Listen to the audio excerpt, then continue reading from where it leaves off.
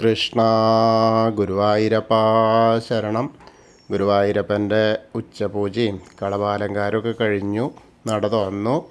അപ്പോൾ നമുക്ക് ഗുരുവായൂരപ്പനെ കാണാൻ പോണ്ടേ. ഇന്നത്തെ ഗുരുവായൂരപ്പൻ്റെ ഏത് രൂപമാണെന്നറിയില്ല. ചതുർബാഹുവായ വിഗ്രഹത്തിൽ അമ്പാടിയിലെ ഏതെങ്കിലും രൂപമായിരിക്കാം, അതോ ഇനി വല്ല ദേവകളുടെ രൂപത്തിലാണോ എന്നറിയില്ല. എന്തായാലും നമുക്ക് പോയി നോക്കാം. ആദ്യം തന്നെ കിഴക്കേ നടയിലുള്ള മഞ്ജുളാലിൻ്റെ അവിടെ വന്ന് മഞ്ജുളാലിനെ ഒന്ന് പ്രദർശനം ചെയ്യാം. അപ്പോൾ ആ ഗരുഡനെയും അതേപോലെ കുചേലനെയും ഒക്കെ കാണാം. അതൊക്കെ കണ്ട് നേരെ നമ്മൾ അത്തിമര ഗണപതി ക്ഷേത്രത്തിൽ വന്ന് ഗണേശനെ കണ്ടു തൊഴാം. നാല് ഭാഗത്തുനിന്നും സുഖമായിട്ട് കാണാമല്ലോ, സുഖമായിട്ട് കണ്ടു തൊഴാം. അങ്ങനെ കണ്ടു തൊഴുത് നമ്മൾ നേരെ ഗോപുരവാതിൽ കടന്ന് അകത്തേക്ക് ഇങ്ങനെ വരാം. അങ്ങനെ അകത്തേക്ക് ഇങ്ങനെ വരുമ്പോൾ കൊടിമരവും കൊടിമരത്തിൻ്റെ മുന്നിലുള്ള വലിയ ബലിക്കല്ലും അതേപോലെ തന്നെ ഗജരാജൻ കേശവൻ്റെ രണ്ട് കൊമ്പുകളും നടുക്കുള്ള മഹാലക്ഷ്മി ദേവിയൊക്കെ കണ്ട് തൊഴുത് നമ്മളിങ്ങനെ ആ വാതിൽപ്പടി അങ്ങോട്ട് കയറുമ്പോൾ ഇടതേ സൈഡിലുള്ള മേൽപ്പത്തൂരിൻ്റെ പീഠവും ആ കെടാവിളക്കും കാണാം. വലതേ സൈഡിലുള്ള ആദ്യത്തെ തൂണും നോക്കി തൊഴുത് അങ്ങനെ നമ്മൾ ഭഗവാന്റെ ശ്രീലകത്തേക്ക് നോക്കുകയാണ്. ശ്രീലകത്തേക്ക് ഇങ്ങനെ നോക്കുമ്പോൾ വളരെ മനോഹരമായ കാഴ്ച, നിറദീപക്കാഴ്ചയാണ്. ആ കാഴ്ച അങ്ങനെ കാണുമ്പോൾ ചെറിയൊരു ഉണ്ണിയുടെ കാൽപാദം കാണാറുണ്ട്.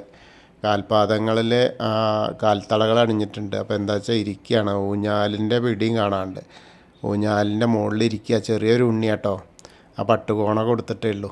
അങ്ങനെ അരമണി കിങ്ങിണിയൊക്കെ കാണാണ്ട് രണ്ട് കൈകൊണ്ടും ആ ചെറിയ ഊഞ്ഞാലിനെ ഇങ്ങനെ പിടിച്ച് ഇരിക്കുകയാണ്. വളരെ പുഞ്ചിരിച്ചിരിക്കുക. എന്ത് രസമാണ്. ഞാൻ ഊഞ്ഞാലിൻ്റെ മുകളിലാണല്ലോ എന്ന് അമ്മ അങ്ങനെ കയറ്റി വെച്ചതാണെന്ന് തോന്നുന്നു.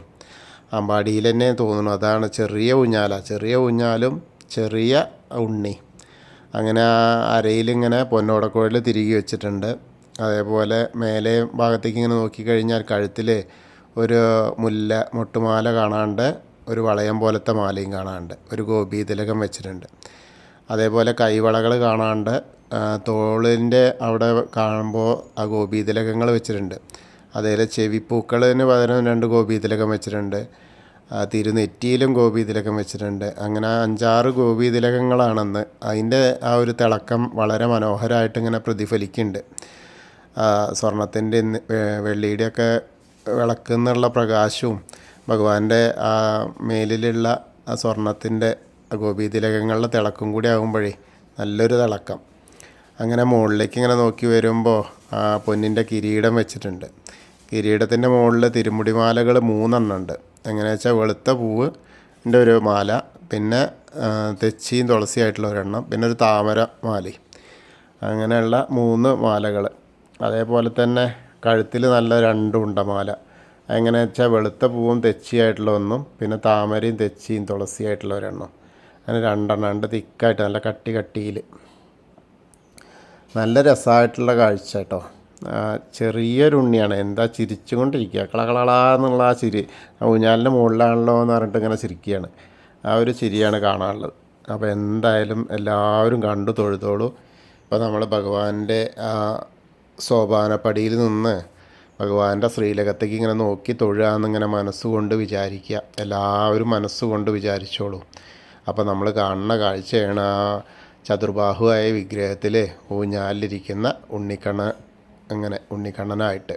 അപ്പോൾ എന്ത് രസമാണ്, എന്ത് മനോഹരമായ കാഴ്ച അല്ലേ. അപ്പോൾ എല്ലാവരും കണ്ട് തൊഴുതോളൂ കേട്ടോ. നന്നായിട്ട് പ്രാർത്ഥിച്ചോളൂ. അങ്ങനെ ആ പ്രാർത്ഥനയൊക്കെ കഴിഞ്ഞ് നമ്മൾ അവിടെ നിന്ന് ഇറങ്ങിയിട്ട് നേരെ നമ്മൾ കാണുന്നത് അഗ്നികോണിലുള്ള ബലിക്കല്ലും തിടപ്പള്ളിയൊക്കെ കണ്ട് തൊഴുത്, ആലിലെ കണ്ണനെയൊക്കെ തൊഴുത് നേരെ സപ്തമാതാക്കളെ കണ്ട് തൊഴാം. അത് കഴിഞ്ഞ് നേരെ ഗണേശൻ്റെ അടുത്ത് വന്ന് ഗണേശനെ കണ്ട് തൊഴുതാം. ഏകദന്തം മഹാകായം തപ്തകാഞ്ചന സന്നിഭം ലംബോദരം വിശാലാക്ഷം വന്ദേഹം ഗണനായകം. അത് കഴിഞ്ഞ് സരസ്വതി അറയിലേക്ക് നോക്കുക. സരസ്വതി ദേവീനെ കാണുക. സരസ്വതി നമസ്തുഭ്യം വരദേ കാമരൂപിണി വിദ്യാരംഭം കരിഷ്യാമി സിദ്ധിർഭവതു മേ സദാ. അങ്ങനെ തൊഴുത് അവിടുന്ന് ഇങ്ങനെ വരുമ്പോൾ ആ മായാദേവീനെയും അതേപോലെ കോർണറിലെത്തിയ ചെറിയ ഗണേശനെയൊക്കെ കണ്ട് തൊഴുത് മത്സ്യം, കൂർമ്മം, വരാഹം, നരസിംഹം വരെയുള്ള രൂപങ്ങളൊക്കെ കണ്ട് തൊഴുത് ഇങ്ങനെ വരാം. അങ്ങനെ മേൽശാന്തിൽ അവിടുന്ന് അർച്ചന പ്രസാദവും വാങ്ങാം. പിന്നെ വാമന രൂപവും ഗജേന്ദ്രമോക്ഷത്തിൻ്റെ രൂപമൊക്കെ കണ്ട് അങ്ങനെ അനന്തശായിയായ അനന്തപത്മനാഭനെയും ഗരുഡാരൂഢനായിരിക്കുന്ന മഹാവിഷ്ണുവിനെയൊക്കെ കണ്ട് പ്രാർത്ഥിച്ച് നേരെ ശ്രീകോവിലിൻ്റെ പുറകു വശത്ത് വന്ന് സാഷ്ടാംഗം നമസ്കരിക്കുക. നമസ്കാരമൊക്കെ കഴിഞ്ഞ് ആ നരസിംഹാവതാരത്തെ കാണാം, അത് കണ്ട് തൊഴാം. പിന്നീട് ദശാവതാര വിഗ്രഹത്തിലെ ശ്രീരാമചന്ദ്രനും ബലരാമനും ഭാർഗവരാമനും ശ്രീകൃഷ്ണനെയൊക്കെ കണ്ട് തൊഴുതങ്ങനെ മുരുകനെയൊക്കെ കണ്ട് തൊഴാം.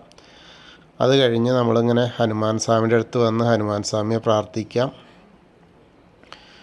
ത്വമസ്മിൻ കാര്യനിര്യാഗേ പ്രമാണം ഹരിസത്തമ ഹനുമാൻ യജ്ഞമാസ്തായ ദുഃഖക്ഷയകരോ ഭവ മനോജവം മാരുതതുല്യവേഗം ജിതേന്ദ്രിയം ബുദ്ധിമതാം വരിഷ്ടം വാദാത്മജം വാനരയൂഥമുഖ്യം ശ്രീരാമദൂതം ശിരസാ നമാമി. ബുദ്ധിർബലം യശോധൈര്യം നിർഭയത്വം അരോഗത അജാഡ്യം വാക്പടുത്തം ഹനുമസ്മരണാത് ഭവേത്. ഓം നമോ ഭഗവതേ ആഞ്ജനേയായ മഹാബലായ സ്വാഹ. അങ്ങനെ ഹനുമാൻ സ്വാമിയെ കണ്ട് പ്രാർത്ഥിച്ച് പിന്നെ രാധാകൃഷ്ണ വിഗ്രഹവും കാളിയമർദ്ദന രൂപവും ആ വെണ്ണക്കണ്ണനെയൊക്കെ കണ്ട് തൊഴാം. അതിന് ശേഷം നമ്മൾ ഓവിൻ്റെ അവിടെ വന്ന് പ്രാർത്ഥിക്കാം. പിന്നെ താമരക്കണ്ണനെ കാണാം. കൽപ്പവൃക്ഷത്തിൻ്റെ ചുവട്ടിലിരിക്കുന്ന താമരക്കണ്ണനെ കണ്ട് തൊഴുത് നേരെ അവിടെ നിന്ന് നേരെ മുകളിലേക്ക് ഇങ്ങനെ നോക്കിയാൽ കൊടിമരം ഇങ്ങനെ തിളങ്ങണ കാണാം. നല്ല വെയിലല്ലേ, വെയിലത്ത് നല്ല തിളക്കം. അങ്ങനെ കണ്ട് തൊഴാം. പിന്നെ നൃത്താറയും മണിക്കിണറൊക്കെ കണ്ട് തൊഴുത് നമ്മൾ നേരെ ഇങ്ങനെ കുറൂരമ്മേനെയും നാരദരെയും വസുദേവരെയും മേൽപ്പത്തൂരിനെയൊക്കെ കണ്ട് തൊഴുതിങ്ങനെ വടക്കേ നടയിൽ കൂടെ പുറത്ത് വന്ന് അങ്ങനെ പുറത്തേക്ക് വന്ന് നേരെ നമ്മൾ ആ പ്രസാദ കൗണ്ടറിൻ്റെ അവിടെ നിന്ന് ചന്ദനവും തീർത്ഥമൊക്കെ വാങ്ങാം. അത് കഴിഞ്ഞ് നമ്മൾ നേരെ ഇങ്ങനെ എടത്തരികത്തുകാവിൽ ഭഗവതീനെ കാണാനായിട്ട് പോവാം. ഭഗവതിയുടെ അവിടെ അടുത്തെത്തിയിട്ട് ഭഗവതിയെ പ്രാർത്ഥിക്കാം. സർവമംഗളമാംഗല്യേ ശിവേ സർവാർത്ഥസാധികേ ശരണ്യേ ത്രയംബകേ ഗൗരി നാരായണി നമസ്തുതേ. അങ്ങനെ അമ്മയെ കണ്ട് തൊഴുത് അവിടെ നിന്ന് ഇങ്ങനെ വരുമ്പോൾ കോർണറിലെത്തിയാൽ വടക്ക് പടിഞ്ഞാറ് ഭാഗത്തേക്ക് നോക്കി തിരിഞ്ഞ് നിൽക്കുക. മമ്മിയൂരപ്പനെ മനസ്സിൽ വിചാരിച്ച് നമശിവായ നമശിവായ നമശിവായ എന്നുള്ള പഞ്ചാക്ഷരി മന്ത്രം ജപിക്കുക. അപ്പോൾ മമ്മിയൂർ പോയി ദർശനം കിട്ടിയ പോലെയാവും. അത് കഴിഞ്ഞ് അവിടുന്ന് കൊടിമരത്തിൻ്റെ അവിടേക്ക് വരുന്ന് വീണ്ടും ഭഗവാനെ ഊഞ്ഞാലാടുന്ന പൊന്നുണ്ണിക്കണ്ണനെ കണ്ട് തൊഴുത് നമസ്കരിക്കാം. കൂത്തമ്പലത്തിലും വന്ന് നമസ്കരിക്കാം.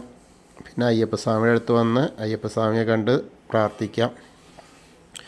ഭൂതനാഥ സദാനന്ദ സർവഭൂതദയാപര രക്ഷ രക്ഷ മഹാബാഹു ശാസ്തേ സ്തുഭ്യം നമോ നമാം. അങ്ങനെ അയ്യപ്പസ്വാമിയെ കണ്ട് തൊഴുത് അവിടുന്ന് ഇങ്ങനെ വരുമ്പോൾ പടിഞ്ഞാറ് നടയിലുള്ള ദീപസ്തംഭത്തിൻ്റെ മുകളിലുള്ള വേണുഗോപാലിനെയും അതേപോലെ കൊടിമരത്തിൻ്റെ മുകളിലുള്ള ഗരുഡധ്വജനെയും കണ്ട് തൊഴുത് പടിഞ്ഞാറ് നടയിൽ കൂടെ പുറത്തേക്ക് വന്ന് രുദ്രതീർത്ഥ കുളത്തെ ഒന്ന് പ്രദക്ഷിണം ചെയ്യാം.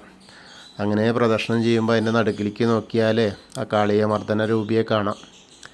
അങ്ങനെ കണ്ട് അവിടുന്ന് വലം വെച്ച് ഇങ്ങനെ വരുമ്പോൾ പൂന്താനം തിരുമേനി പൂജിച്ചിരുന്ന വിഗ്രഹമുള്ള നാരായണാലയത്തിൽ വന്ന് അത് കണ്ട് തൊഴാം. പിന്നെ ഭഗവതി നടയിലും വലിയ ദീപസ്തംഭത്തിൻ്റെ അവിടെ കിഴക്കേ നടയിൽ വന്നിട്ട് ഭഗവാന്റെ ശ്രീലകത്തേക്ക് ഒന്നുകൂടി നോക്കി തൊഴുത് തെക്കേ നടയിലുള്ള കൂവളത്തെ ഒന്ന് പ്രദക്ഷിണം ചെയ്യുക. പ്രദക്ഷിണം ചെയ്യുമ്പോൾ മഹാദേവനെയും പാർവതീദേവിയെയും മനസ്സുകൊണ്ട് ഇങ്ങനെ പ്രാർത്ഥിക്കുക. അപ്പോൾ അവരുടെ അനുഗ്രഹം നമുക്ക് കിട്ടും. അപ്പോൾ നമ്മൾ ഇന്നത്തെയും ഗുരുവായൂരപ്പൻ്റെ ഉച്ചപൂജയും കളഭാലങ്കാരമൊക്കെ കണ്ടു തൊഴുതു. എല്ലാവർക്കും ആ ഗുരുവായൂരപ്പൻ്റെ അനുഗ്രഹം ലഭിക്കും. കൃഷ്ണായ വാസുദേവായ ഹരയേ പരമാത്മനെ പ്രണതക്ലേശനാശായ ഗോവിന്ദായ നമോ നമഃ. ഹരേ കൃഷ്ണ. ഗുരുവായൂരപ്പാ ശരണം. ഇനിയിപ്പോൾ സ്വർഗവാതിൽ ഏകാദശിയൊക്കെയാണ്. അപ്പോൾ അതിൻ്റെ കാര്യങ്ങളൊക്കെ